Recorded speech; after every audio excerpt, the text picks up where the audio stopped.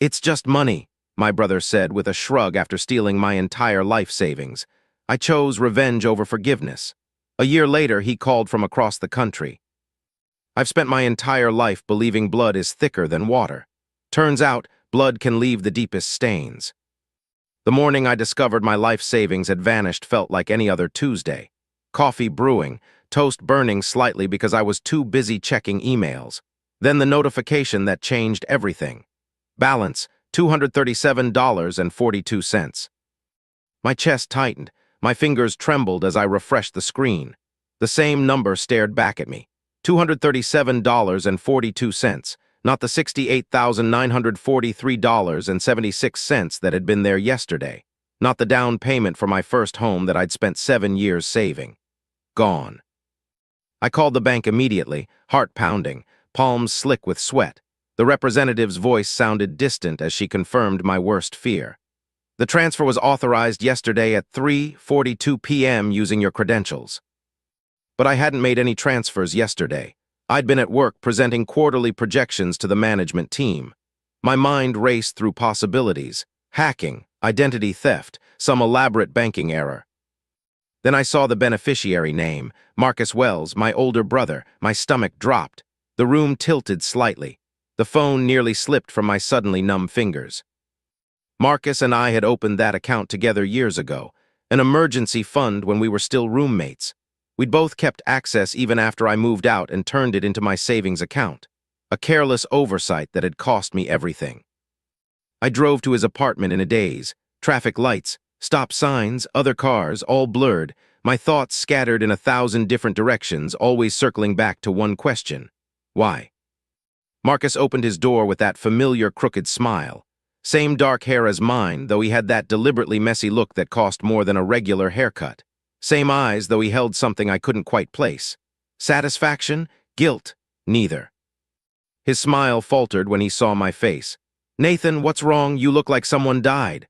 I pushed past him into the apartment, then stopped, stared, blinked, tried to make sense of what I was seeing.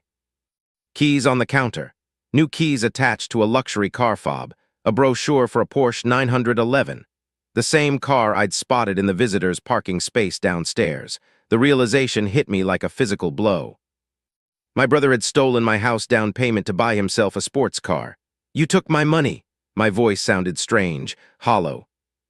Marcus's expression shifted, not to shame or remorse, but to that familiar look I'd seen 1,000 times growing up. The look that said he'd been caught but wasn't particularly concerned about it. "Borrowed, Nathan, I borrowed some money. Some money, you took everything I had." My voice rose despite my efforts to stay calm. 7 years of savings, my house down payment, everything. He shrugged, actually shrugged, like I was overreacting about a minor inconvenience. "I need you to transfer it back, now." My hands curled into fists at my sides. "I can't." He gestured toward the window where I could just see the gleaming silver sports car in the parking lot. "It's already spent." "You spent my entire savings on a Porsche without asking me." It was an opportunity I couldn't pass up. "Friend of a friend works at the dealership, major discount." He spoke like he'd done something clever. "I'll pay you back, just be patient." Patient, the word hit me like a slap. I'd been patient my entire life. Patient as Marcus got away with everything growing up. Patient as our parents made excuses for him. Patient as he borrowed money, missed payments, showed up late, left early, made promises he never kept. 7 years of careful saving. Of brown bag lunches and roommates I couldn't stand. Of saying no to vacations and concerts and nights out. All gone because Marcus wanted a new toy. "You're paying me back every cent today." I pulled out my phone, hands shaking. "Or I'm calling the police and reporting theft." That got his attention. His expression hardened. "You wouldn't do that to your own brother. Try me." For a moment I thought he might take me seriously. Then he laughed, actually laughed. "Nathan, be realistic. Mom and Dad would never forgive you. And for what? It's just money." "Just money, my dreams of home ownership, my years of sacrifice, just money. Give me your keys." I held out my hand. "To what? The car? No way." He backed up a step. "Look, I'll set up a payment plan or something. I'm good for it, you know that." But I didn't know that. What I knew was that Marcus had never held a job longer than 8 months, that he'd been borrowing from our parents for years, that his credit was so bad he couldn't get a loan for a toy yacht, let alone a Porsche. "I'm taking the car until you pay me back." "Not happening." His voice took on that edge I remembered from childhood arguments, the tone that usually preceded him running to our parents, spinning a story that somehow made me the villain. My phone rang. A glance at the screen confirmed my suspicions. Mom. Of course, Marcus had called her first, had probably painted himself as the victim of his unreasonable little brother. I declined the call and looked back at Marcus. This isn't going away. I want my money back, all of it. Or what? His sneer was all too familiar. You'll tattle to Mom and Dad. They'll take my side. They always do. He was right, and we both knew it. Growing up, Marcus could do no wrong in our parents' eyes. His failing grades were the teacher's fault. His fender bender was due to poor street design. His firing from 3 consecutive jobs was because his bosses didn't appreciate his creativity. Even now, at 34 and 31, nothing had changed. Marcus was still their golden child. Their firstborn, the charming one with so much potential. My phone rang again. Dad this time. I declined that call too. I'm not involving them, I said. This is between you and me. Then we're good. Marcus relaxed visibly. I'll pay you back when I can, promise. I left without another word. What was the point? My brother had stolen my life savings, and there wasn't a damn thing I could do about it without tearing the family apart. Or so I thought. Driving home, something shifted inside me. A lifetime of making excuses for Marcus, of cleaning up his messes, of being the reasonable one, the responsible one, the one who forgave and forgot and kept the peace. I was done. If Marcus wouldn't give me my money back, I'd find another way to make things even. Not immediately, not obviously, but thoroughly. I'd make him pay. The next few days passed in a blur of parental phone calls and text messages. The pattern was as predictable as it was infuriating. First came the minimizing. It's just a misunderstanding between brothers, Mom insisted. Marcus would never steal from you. Then the excuses. Your brother is going through a rough time, Dad explained. That job fell through and he needed a win. Finally, the guilt trips. Family helps family, Nathan. You've always been the sensible one, the stable one. Can't you find it in your heart to give your brother some time? I let them talk. Listened to their justifications and pleas. Responded with non-committal murmurs, all while planning my next moves. Marcus had taken everything from me in one calculated swipe. I would take everything from him piece by piece. I started with research, discreet calls, online searches, careful questions to mutual acquaintances, building a comprehensive picture of my brother's life, his finances, his habits, his vulnerabilities. What I found confirmed what I'd long suspected. Marcus was barely treading water financially. The Porsche purchase had been spectacularly irresponsible even by his standards. Behind on rent for 3 months, credit cards maxed out, a payday loan with astronomical interest, and now car payments he couldn't possibly afford.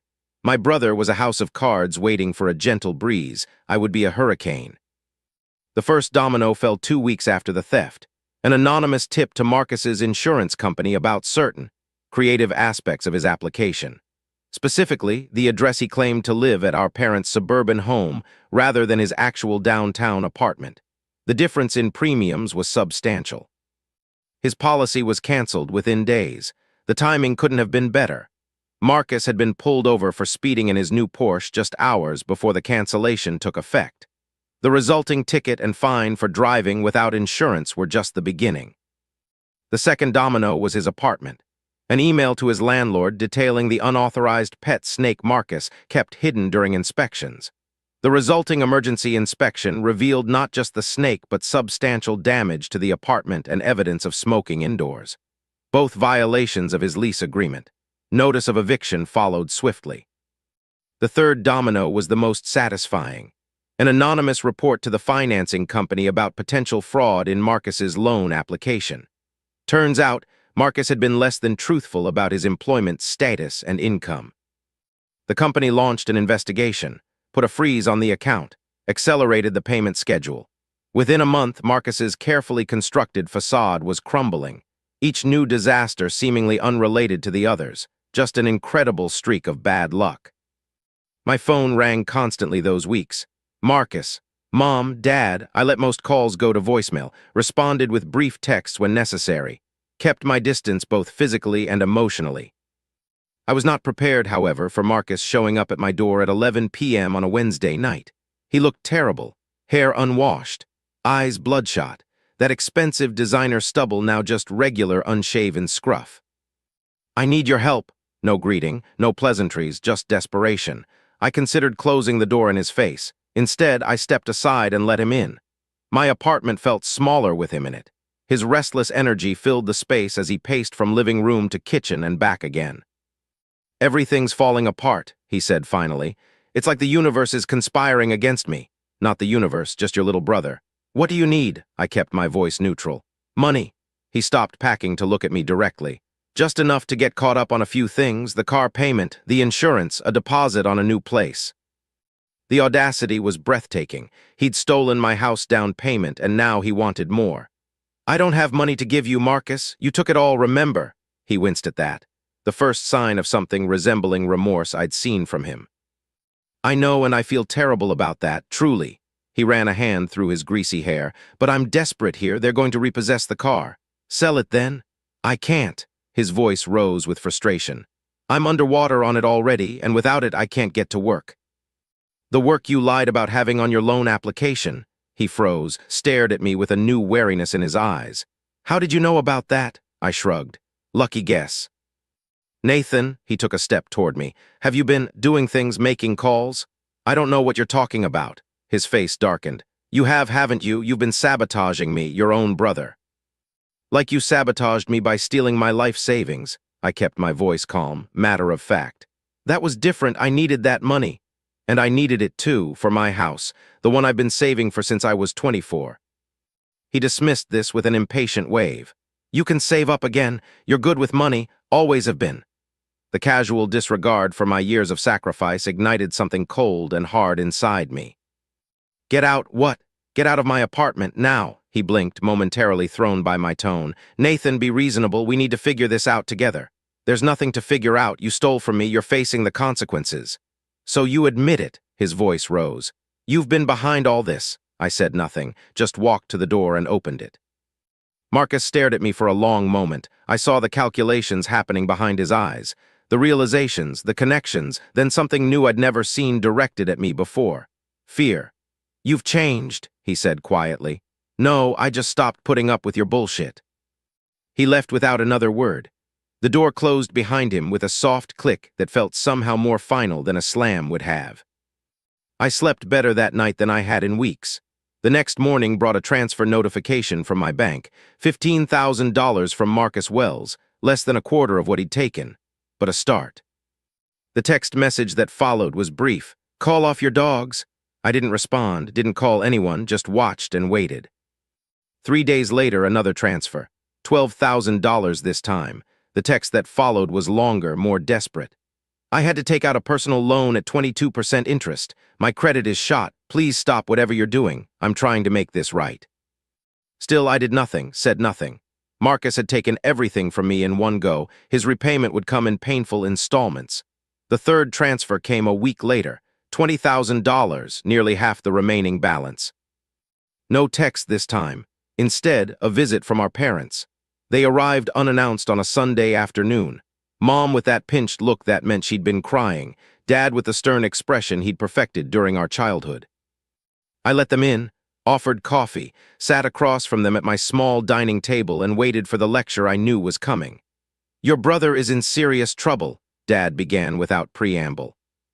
"I'm aware. He's being evicted. His car was repossessed. His bank accounts are frozen." Mom's voice trembled slightly. "He had to borrow money at a terrible rate to pay you back." "He stole my life savings," I reminded her gently. "Actions have consequences." "But the things that have been happening to him?" She glanced at Dad uncertainly. "Marcus thinks you're behind it all." I said nothing, just sipped my coffee and held her gaze steadily. "Son," Dad leaned forward, "whatever you're doing, it needs to stop. Marcus has learned his lesson. He's paying you back. Isn't that enough? When I have my full $68,943.76 back, it will be enough." "He doesn't have that kind of money." Mom's voice rose in distress. "He's had to move back in with us. He lost his job because he couldn't get to work without his car." "That sounds very difficult for him." Dad's face reddened. "This isn't you, Nathan, this vindictiveness, this cruelty. And stealing from family, is that who Marcus is?" The question hung in the air between us. Neither of them had an answer. He made a mistake, Mom said finally. A terrible mistake, but he's your brother. Yes, he is. I set my coffee cup down carefully. And when he returns everything he took from me, we can talk about moving forward. They left shortly after, disappointed, confused. For perhaps the first time in our lives, they couldn't reconcile what was happening with their understanding of their sons. The golden child had tarnished. The reliable one had an edge they'd never seen before. The final transfer came 3 days later. The remaining balance plus $943.82 in interest. I stared at the notification for a long time. Satisfaction mixed with something else. Something that felt uncomfortably like regret. Not for what I'd done. Marcus had deserved every bit of it, but for what it revealed about my family, about the brother who could steal from me without a second thought, about the parents who would defend him regardless, about the person I'd had to become to protect myself from the people who should have protected me. The doorbell rang later that evening. Marcus again, but different this time. Something wild in his eyes, something dangerous. You got what you wanted. His words slurred slightly. The smell of whiskey hung around him like cologne. Happy now? I started to close the door. He slammed a hand against it, forcing it open. I had to beg, plead, take out loans I'll never be able to repay. His voice rose with each word. And for what? So you could get revenge? So I could get back what was mine? You've ruined me. The words exploded from him. Spittle flew from his lips. My credit is destroyed, my reputation, everything. You did that yourself when you stole from me. He lunged forward suddenly, grabbing my shirt, pushing me back into the apartment. You self-righteous prick. His face was inches from mine. You've always been jealous of me, always wanted what I had. I twisted away from his grip. What you had, you've never had anything that wasn't given to you or taken from someone else. He swung wildly, his fist connected with my jaw. Pain bloomed bright and sharp. I stumbled back, tasted blood. Saw the moment satisfaction replaced rage in his eyes. That was the final straw. I called the police. Marcus was arrested for assault and trespassing. His blood alcohol level well above the legal limit. The damage to my apartment door and the bruise forming on my jaw were evidence enough. Our parents bilayed him out the next morning, called me immediately after. He's your brother. Mom's voice broke on the words. How could you press charges against your own brother? The same way he could steal my money, the same way he could show up drunk at my door and attack me. He's facing jail time, Nathan. Dad's voice now, hard with disapproval. Is that what you want? What I wanted was a family that didn't make excuses for theft and violence. What I wanted was parents who recognized right from wrong even when it was their favorite child in the wrong. What I wanted wasn't possible. I'm not dropping the charges. The silence that followed was heavy with unspoken accusations, with disappointment, with the shifting of familial tectonic plates. Then I don't know who you are anymore, Mom said finally. This isn't how we raised you. Maybe that's the problem. I ended the call, sat in the silence of my apartment. My jaw throbbed dully, a physical reminder of what my brother was capable of, what my family was capable of. Marcus took a plea deal, probation, community service, mandatory anger management classes, no jail time despite his priors, despite the evidence, despite everything. Our parents were relieved, grateful. They thanked the judge, the prosecutor, everyone except me. I used my returned savings to make an offer on a small 2-bedroom house. Nothing fancy, but mine, all mine, no joint accounts, no shared access, no one to drain my funds or break down my door. The closing date was set for exactly 1 year after Marcus had stolen my money. A fitting end to the most educational year of my life. Marcus moved back in with our parents, lost his license due to the DUI, defaulted on his loans, filed for bankruptcy, called me repeatedly during those first weeks, messages ranging from tearful apologies to venomous threats. I blocked his number. Our parents continued their campaign of guilt and reconciliation, weekly calls, occasional text messages, always the same theme. He's your brother. Family forgives. Blood is thicker than water. I let them talk, responded politely but briefly, maintained physical and emotional distance. The day I signed the closing documents on my house was sunny, bright, full of promise. I sat at the closing table, pen in hand, and felt a weight lift from my shoulders. My phone buzzed with a text as I was walking to my car afterward. Mom, Marcus is really struggling. He's talking about moving across the country for a fresh start. Please call him before it's too late. Too late for what she didn't specify. Too late to reconcile. Too late to forgive. Too late to fall back into the same dysfunctional patterns that had defined our relationship for 31 years. I slipped the phone back into my pocket without responding. Drove to my new house with the windows down and music playing. The empty rooms echoed with possibility, with independence, with hard-won security.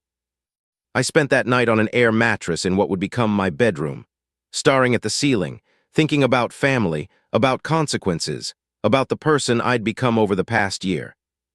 Harder, certainly, less forgiving, but also more honest, more real, less willing to sacrifice myself on the altar of family harmony.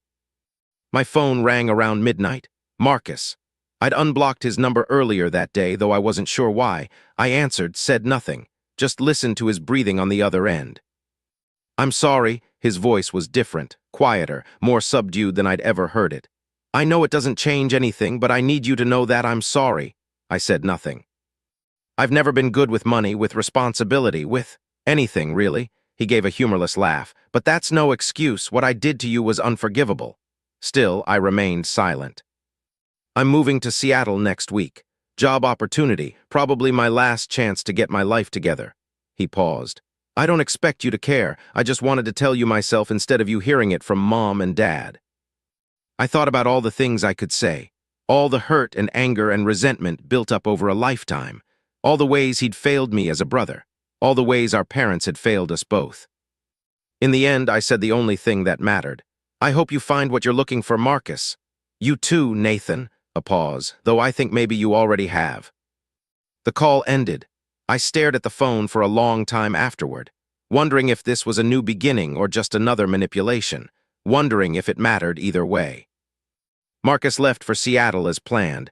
Our parents were devastated, called me more frequently, visited my new house despite my reluctance, always with updates about Marcus, his new job, his new apartment, his new life. I listened, nodded, offered appropriate responses, but kept my distance.